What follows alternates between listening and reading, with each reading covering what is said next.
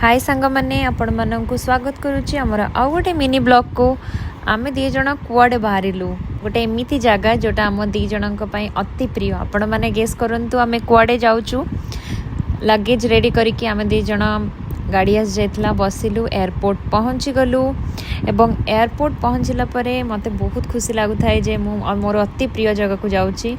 तापरे ट्रेन रे बसिकि आम टर्मिनल जोटी गेट सेठी पहुँचलु फ्लाइट रे दी जण बोर्ड करदेलु। मु सब बेले घर खाइबा नहीं के आसे जेहेतु आम हाई प्रोटीन डाएट खाऊचु एटा कहूँ ग्रीक योगर्ट आ मु घर गोटे पुलाव बनै के आनी चिकेन आउ सोयाबीन रो।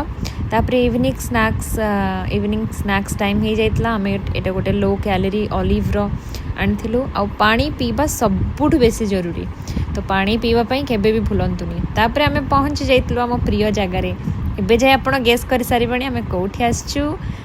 कीप गेसिंग। मोर सबुठु प्रिय मास सबुठु प्रिय पर्व दुर्गा पूजा तो आम केमती ओडिशा आसबुनि आम सासू आसथिले मो सासू नबापाई आम दी जन को। तापरे आम पहुँच जाइथलु आम घरे मो सासू घरे बहुत भल लगिला एते दिन पर घर को आसिकी।